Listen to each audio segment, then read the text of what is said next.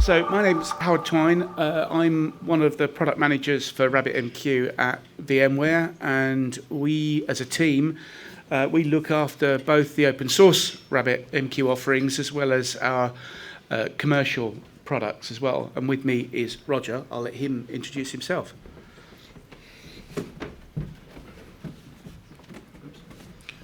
Thank you all. I'm Roger Freixa, and I manage the engineering team for the VMware data products. That is a variety of products, including RabbitMQ. So when we planned this session, when it was a few months ago, Howard told me, Roger, why do you think is RabbitMQ still a popular product or not? And I said, well, it looks like, because I made a simple analysis of the data that I had available, right? And I said, well, we have 1.2 billion downloads of the Docker image at Docker Hub, and this is every year, right? Only last week or 2 weeks ago, we got 24 million downloads on Docker Hub. But in addition, on the parallel project that VMware has, that is the Bitnami catalog, we have similar numbers, right? So, and the fact that this room today is good packed, it's another proof that the product is still relevant, right? Another interesting area is on RabbitMQ.com, how many page views it has, the getting started page, right? That means that the solution remains very, very popular, okay? So, and the question is, what makes RabbitMQ very popular? Well, 3 years ago, when I landed on the VMware Data Services, my manager asked me to do a user survey on all the products just to validate what the customers were thinking about the products. And for RabbitMQ, it was interesting. What they mentioned, I'm not taking this out, it was something done by IDC for us. It's an scalable product. So what Marcus was mentioning before, right? That performance sometimes is a problem, is a bottleneck. Customers were telling us it's scalable, right? Second thing that we're telling us is secure, right? This product is used by finance corporations, but a lot of different implementations, and it has to work on a secure model, on a safe model for the data that it manages, right? But the third thing that they were telling us is it's extendable. Developers like you can create plugins and extend the product, right? That was another important aspect of the survey. Another one was it's reliable. We deploy it, it goes, and on distributed architectures, yes, I have so many problems, but Rabbit rarely is the problem, right? So highly available, and then flexible. Flexible was a term that was used very well because Rabbit can be deployed in numerous formats and models. But the most important one that every customer mentioned was simplicity. It's simple. Howard was explaining to me this morning an experience on a previous company that he was working on, that they were managing Rabbit.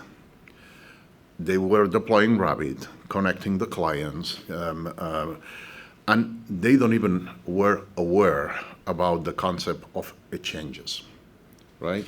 They were not even aware about the internals. So the product can be used, deployed, and consumed on a very, very easy way, right?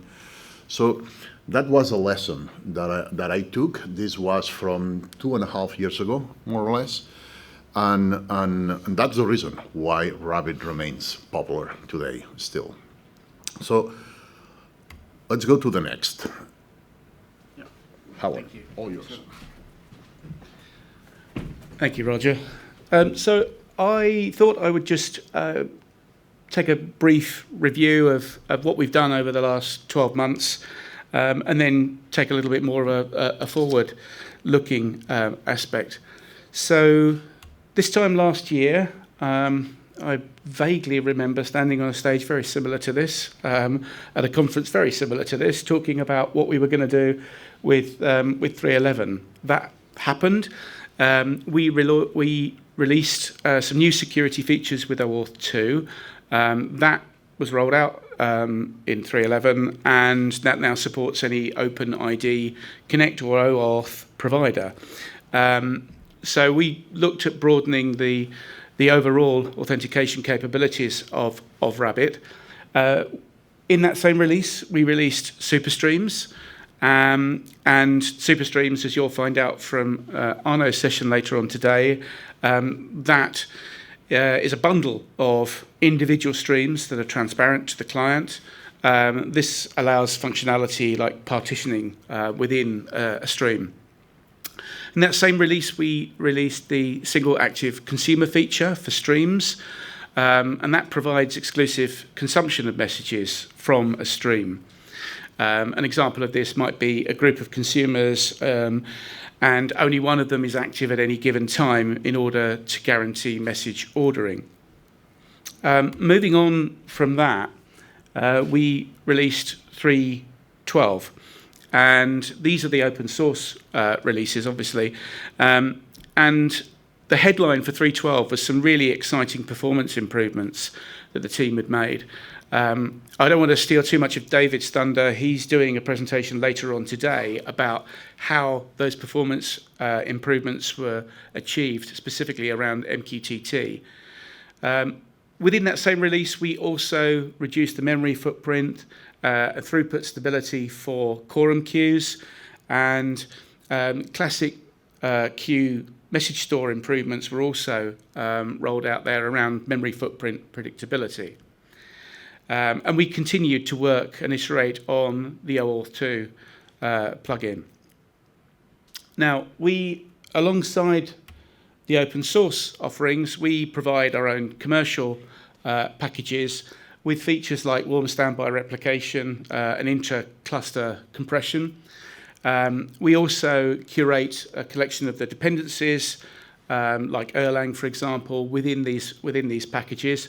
So the feature set for these commercial offerings are pretty much the same. So the OAuth, Superstreams, a single active consumer were rolled out, along with 3.12. We built the Tanzu RabbitMQ 1.5 offering, and obviously that included the MQTT improvements that we've made, as well as the quorum queue and classic queue improvements and the OAuth work.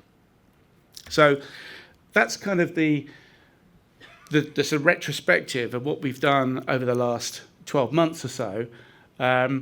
But we've currently got 3.13 in beta. Probably by the time I finish this presentation, it might be a release candidate. Fingers crossed, he says optimistically, looking for some of his colleagues to nod enthusiastically. Maybe not. Okay, I'll shut up. But in the headline for 3.13 is some preparatory work for Capri, and I'll come on to each of these throughout my presentation here. MQTT5, message containers, and filtering for streams. So the headline with 3.13 is Capri. And as many of you probably know, Amnesia is the distributed database that's used within Rabbit to store information about users, exchange, queues, and bindings. And Capri is a replacement for Amnesia. It's built on the same raft protocol that was used with quorum queues. So the team have gained a tremendous amount of knowledge about that through the use of quorum queues. The idea is that there is this perception, and I've heard it, that from some folks that Capri is the solution to everything. It'll feed the baby in the morning and start the car in the morning, and if you're not careful, it'll set the Christmas tree on fire, kind of thing. It's not necessarily the be-all and end-all to infinite scalability and world domination, although it'd be nice. But fundamentally, it makes it easier to reason around things like network partitions. It makes a clear and consistent choice rather than leaving that choice to the user. And basically, once we've migrated to using Capri fully, and I'll outline the plan here, things like the choice around partition handling, they go away.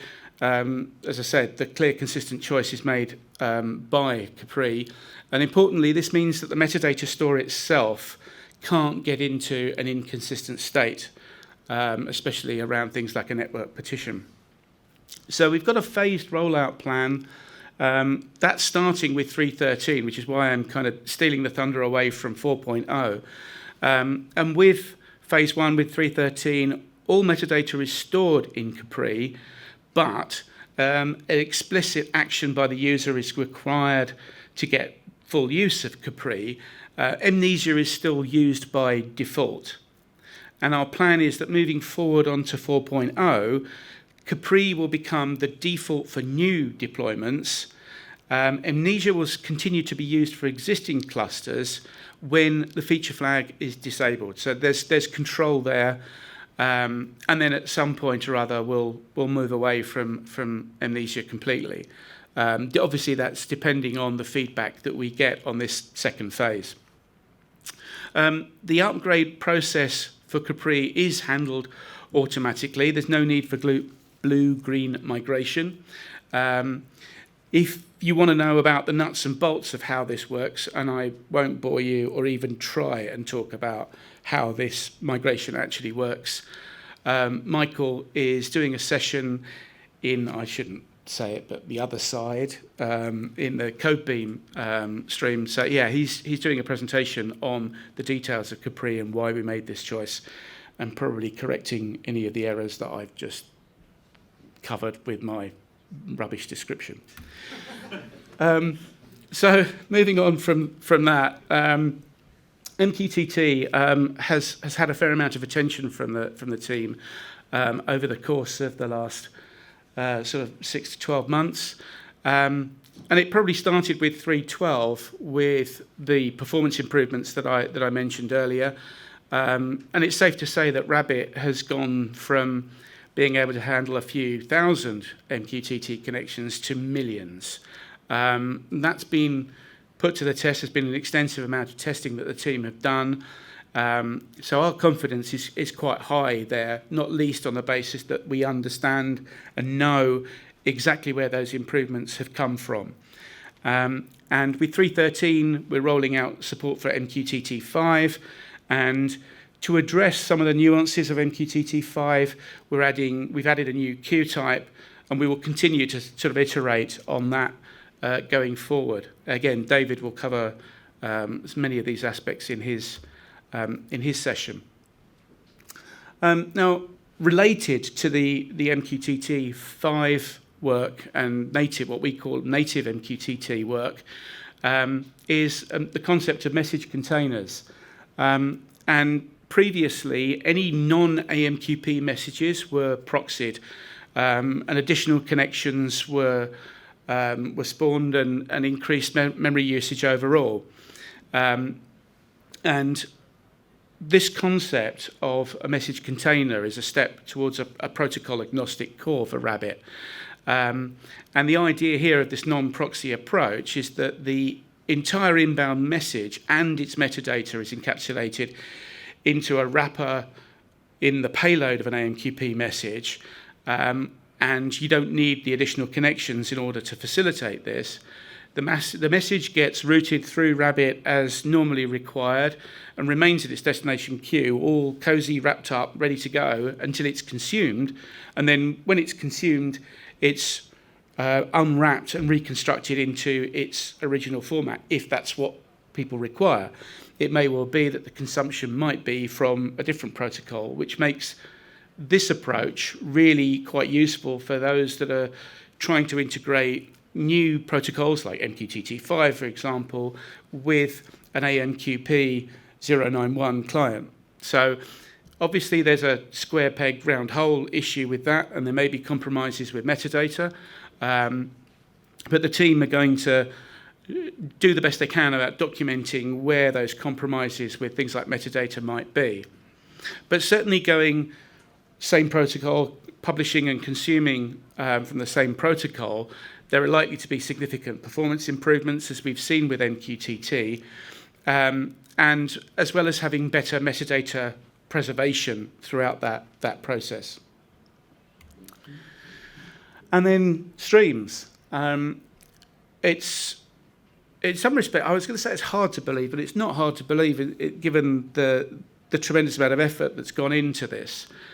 Streams in general, first introduced in 3.9 back in July 2021, and then soon after that, probably just over 6 months later, we've got super streams, as I mentioned, the single active consumer. So streams as a technology is going from strength to strength, and the popularity is growing very much. I was going to put a slide in here about the comparison with another well-known message broker that everybody likes to talk about, the elephant in the room. One of my colleagues in the US has done some interesting work about comparing the performance of that with Rabbit streams. And in certain cases, it actually looks like Rabbit has the capability to outperform that well-known message broker.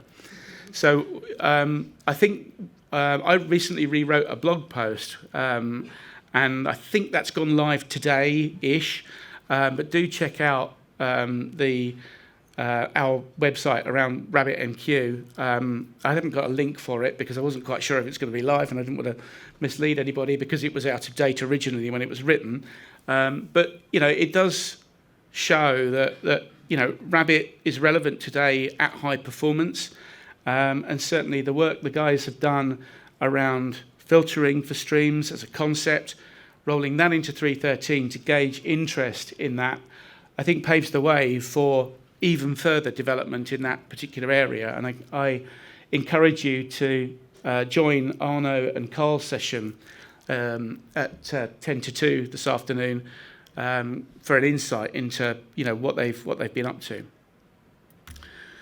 And just sort of heading towards the wrap up here, the community and the official releases around clients.